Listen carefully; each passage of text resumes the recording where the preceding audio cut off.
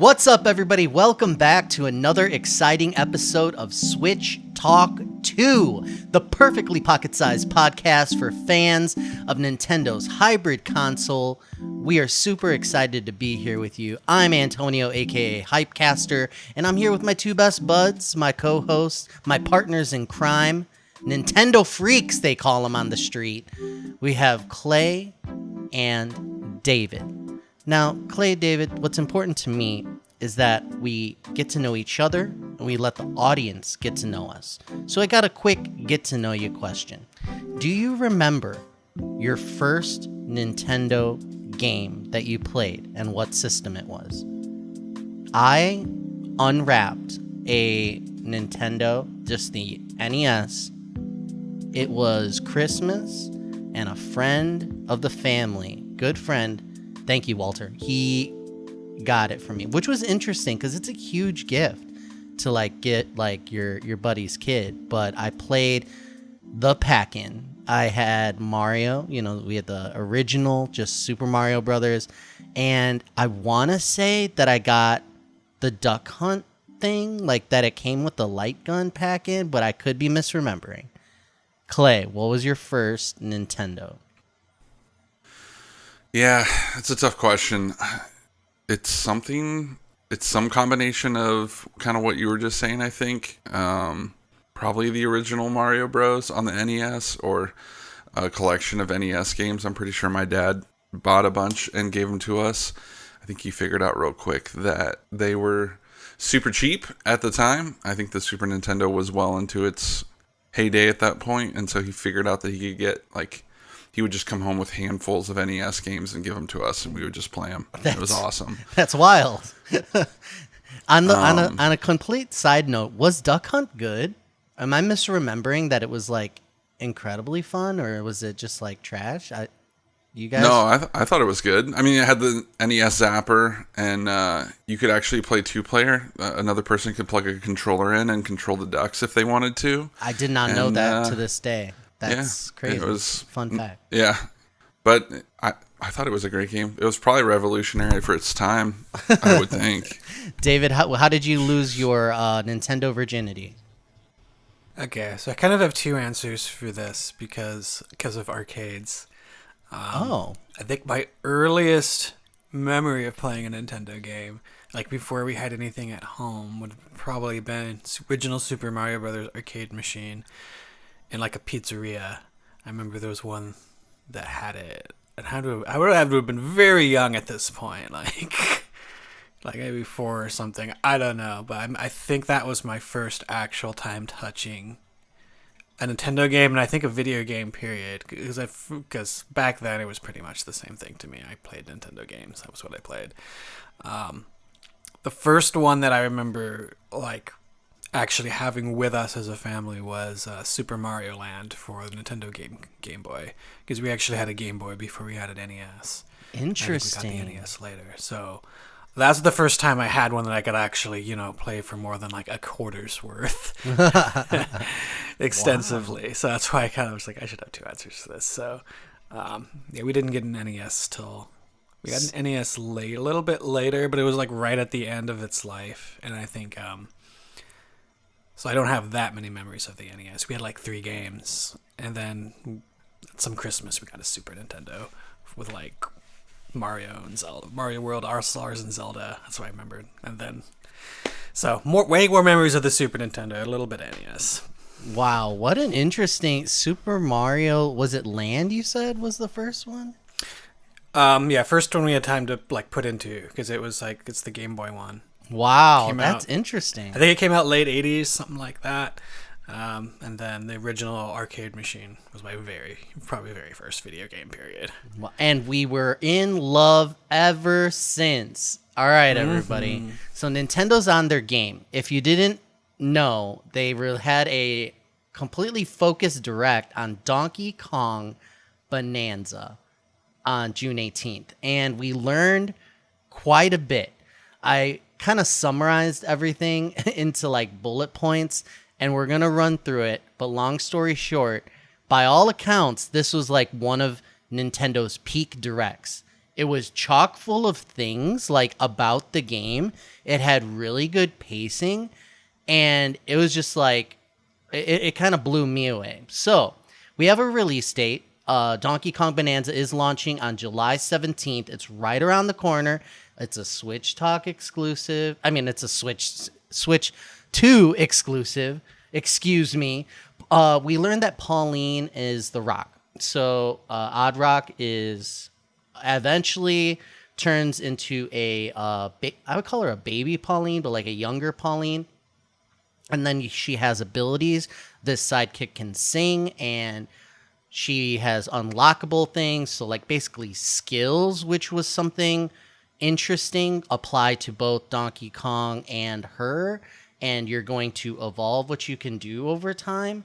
Part of that is transformations. So now what we already knew is you have all these ways to destroy the environment, but also traversal things. And you become this weird hybrid of like Donkey Kong and animals. Like, I think, was it an ostrich that could fly? I don't have that in my notes. Zebra, ostrich. Yeah, so very monkey. Crazy. And then you got the Hulk out mode, which I'm over here thinking you're going to be able to smash and that's it. And it's like, oh, do you really want to be able to smash?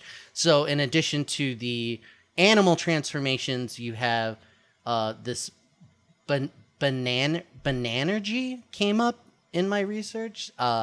So banana energy, like some type of thing. So you Hulk out and you have the super power mode. We have the sandbox setting. They went into a little bit more of like the world is layers and you keep going deeper underground. There was a brief shot of the map where you kind of show that you're going deeper and deeper into toward the core or something like that of this planet, which is crazy. They showed amiibo support. Something weird, the creative DK artist mode. So you use the Joy-Con 2 to sculpt a photo mode. And then we saw more about the lore and finally the names of the enemies. So a lot was there. But the important thing is what is important to us. What were you not expecting? What were you excited about? So that was just the brief, but I want to get into it. What most excited you, Clay?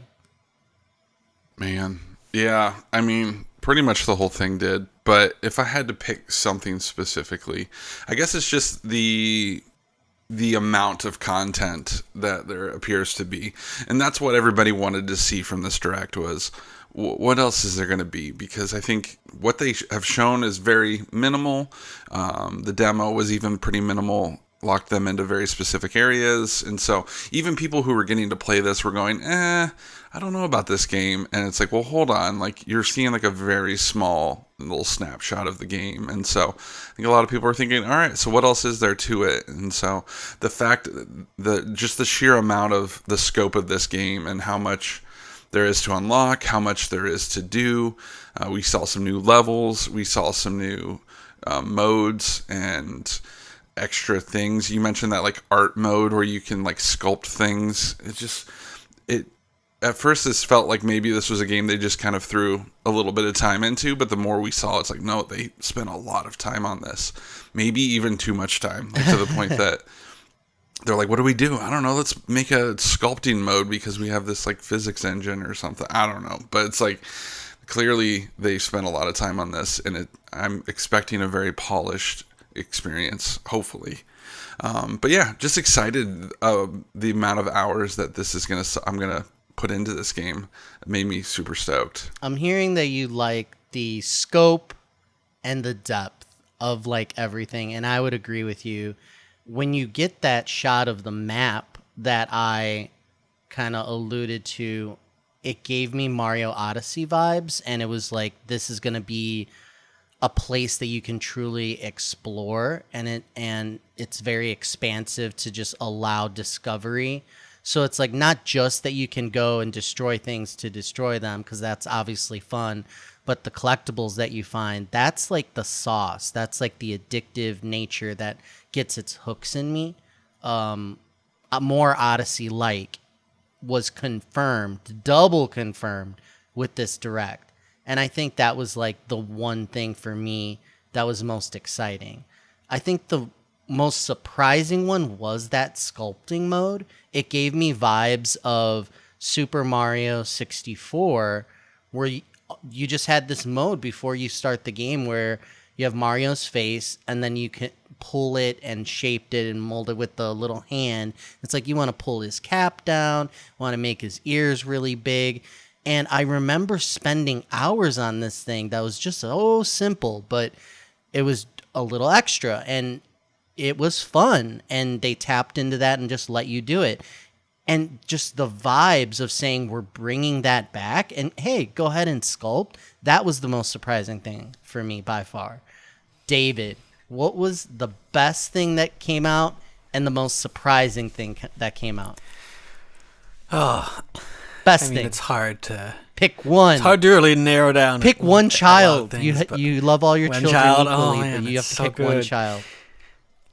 I think one thing I just really loved is, all right, I'll find a way to. I'll put for best thing, like the amount of like connection, like the scope, and then there's the connections to like the greater sort of Donkey Kong. I want to say lore is maybe the bad word, not term, but like there's so many little nods to like the past. I was thinking more of when I first saw it, I was like they're kind of going for probably a clean slate here. Maybe we'll get one or two things, but like when they finally like sort of blasted the full trailer, there was just, it was Diddy Kong, Dixie Kong, like nods to like Espresso and Rambi and all these like classic tunes like the DK rap.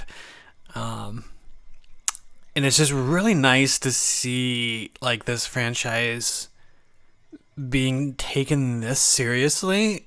I mean, honestly, this is probably the most flagship a Donkey Kong game has been since like I don't know, the first ones for NES. Like with Nintendo's core development team doing it. I mean, I think they might. Did they do Jungle Beat? Correct me if I'm. I think they might have done Jungle Beat, but that was kind of like. I always looked at that more as like a side kind of quirky game, not like a flagship title like this. And then they just been farming Donkey Kong out to obviously Rare in the 90s and then Retro in the 2010s to kind of not do it themselves. And I don't know, man. It looks like a Mario 64, Mario Odyssey level game with Donkey Kong. And it's so awesome. That's a really good point. As far as like surprising thing, I think the thing that caught me off guard the most was how much the music kind of slaps. It's actually really good. And as someone who kind of got a little bit annoyed with some of the music in Odyssey after a while, like it was kind of pretty cheesy. They actually did a really good job with this, and some of those tracks, like I wanna listen to the soundtrack to this. Putting the lyrics to kind of like the melodies of like some classic Donkey Kong game music, the Bananza theme. It's hard to hear, but it just sounds like really in your face when you're transformed, and I really want to hear the full version of that song. And Donkey Kong has always had really good music, and I'm glad they're kind of making an effort to keep that going, even without like the usual people involved. So it's very exciting. I'd like to know your thoughts on, speaking of treating the franchise well, all the callbacks, seeing these characters. Can you summarize for me what you think is going on lore-wise, or better, really it's like the timeline and how these dots connect? Clay and then David. Clay, what do you think's going on? So we have cameos, or whatever you want to call it. We see these characters. We have Diddy, Dixie, Cranky, but then we also have, Donkey Kong appearing. Like Pauline's young, which means Donkey Kong is young. Like there's all these elements. What is your thought on how the characters connect and the lore and the timeline? Do you have a theory, Clay? Yeah, but not a great one. But I don't think this is a prequel. I don't think that this is the early, retelling of the original arcade game. I don't think this is a prequel to Odyssey. I don't think at the end of this that Pauline's going to be the mayor of New Donk City. I don't know. It's hard to fully say. My theory is that somehow she got turned young, and then at the end, when you get her back to the surface, she will somehow either go back, in time to where she belonged, or she will be made, older again and be back to her normal self. I don't know. It's confusing, and I'm curious to figure out what it is exactly. I wish I had a better theory, but everything about this doesn't feel like a prequel or anything. I mean, because technically Cranky Kong is the Donkey Kong from the arcade games. Yes. And so for him to kidnap Pauline and take her up on top of a construction site at the end of this game just doesn't make sense to me. And so it was a weird choice. And I think hopefully they know what they're doing. Hopefully they have a plan, but I think they're going to wrap this thing up nicely at the end. I don't think that there's going to be a bunch of open-ended stuff. And I don't think this is them resetting the lore of existing Donkey Kong games. And I think people care about it. I think this needs to make sense. And I hope they will. Interesting. So there you go. David, what do you think? Okay. I have a few theories. One of them is the same one that Clay said, that it is Pauline, but for some reason, she's gone through like a 3-way transformation from like adult to child to rock or something like that. And like, at the beginning you turn her from a rock to a child, and then maybe at the end you restore her to an adult or something like that. So that's one option. The other option is that it's not Pauline. It's either could be, say, Pauline's daughter, or just someone who's like, because also, Pauline's kind of seems to be kind of like a superstar in Super Mario Odyssey. It could be like some fangirl who's like pretending to be her, who wants to like, sing like her and be like her or something like that. And that could be like a twist at the end of the game. That's a good thought.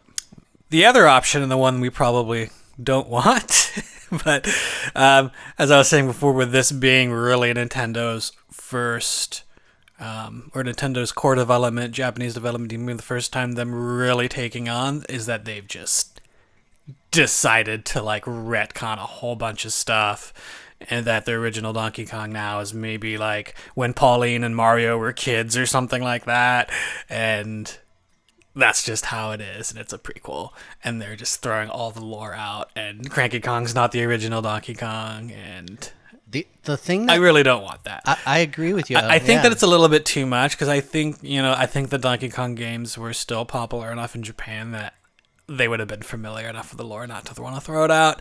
But it is Nintendo, and they've done crazy stuff before, so they could, if they wanted to, just decide to completely realign all the Donkey Kong lore, because they're taking a greater interest in it now, and they want more say in it. As opposed to just having all these, British and American developers for like the past decades who have been sort of building it and defining it. And like maybe they just want to find a way to realign it with their existing Mario lore in a way that they want. It's possible. I hope they don't. I don't think they will, but like I'm also sort of mentally preparing myself for that, because I do think it is still a possibility that they go that route. But I like the idea of it not being Pauline and being kind of like a daughter or groupie or something like that, or fangirl.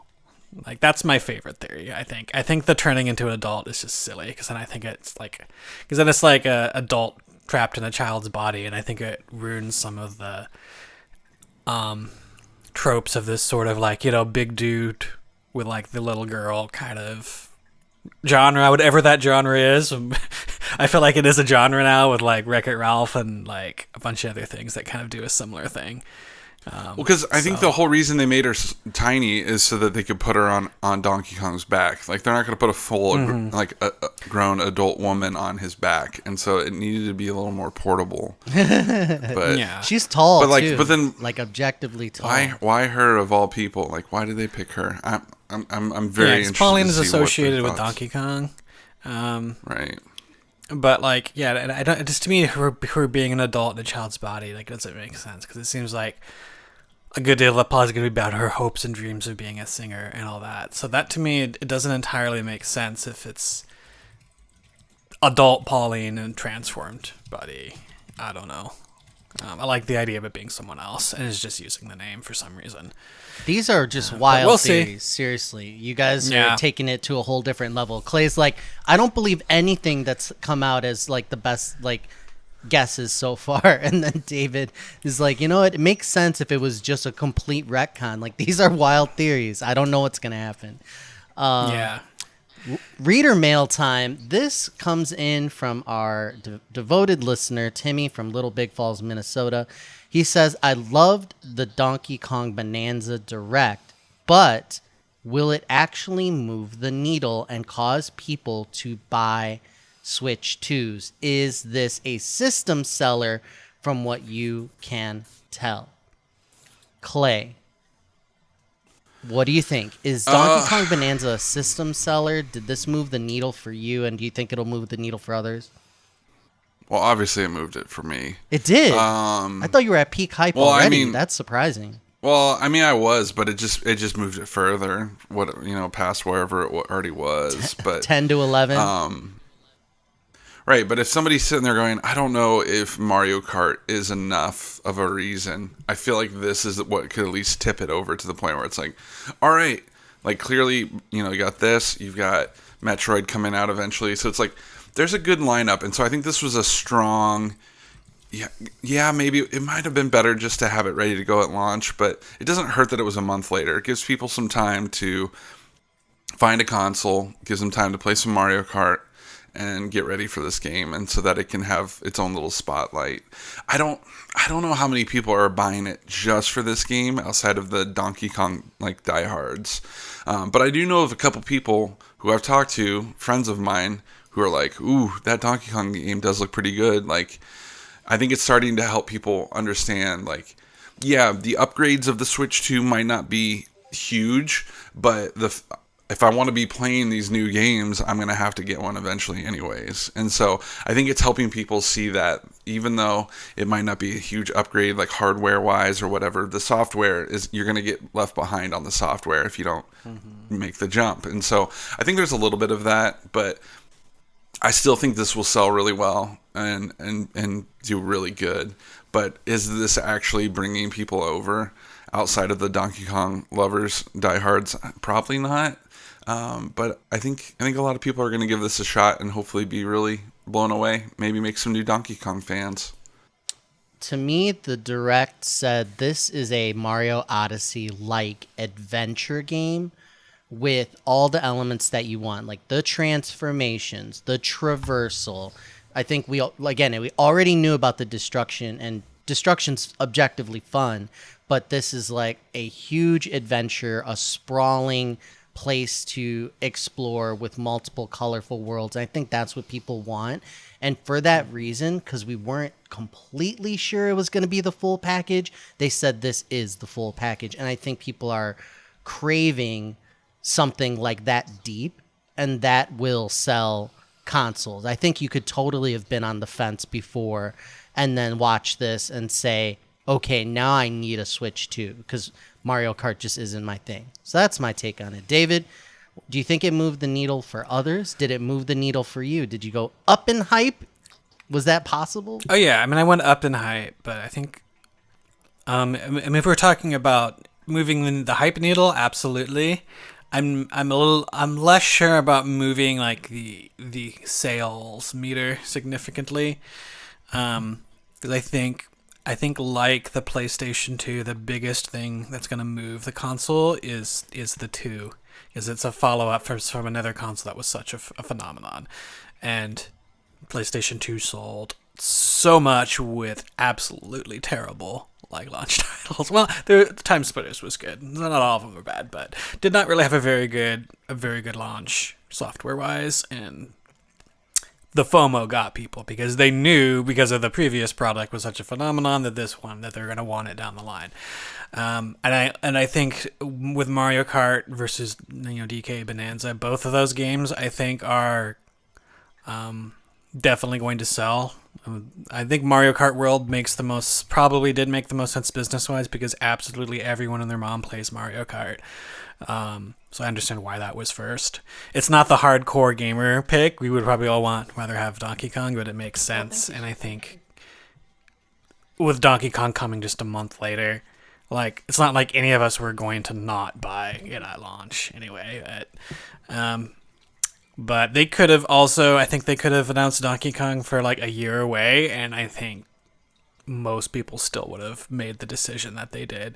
Like, we know what kind of software to expect, whether the game's coming out now or a year later. Like, we know it's going to be good. But that being said, I'm sure there are some people that made the decision like, hey, I'm not going to wait. I'm going to do it this year because of this game. But probably not enough to significantly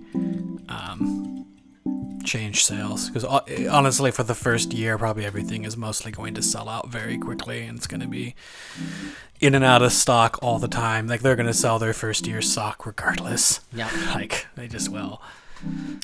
Thank you, everybody, for joining us. We are upping our quality control. Thank you if you've been listening to our other audio versions have been kind of a mess, but we're fixing it, and it's going to sound better than ever. Thank you, everybody. We'll see you next time.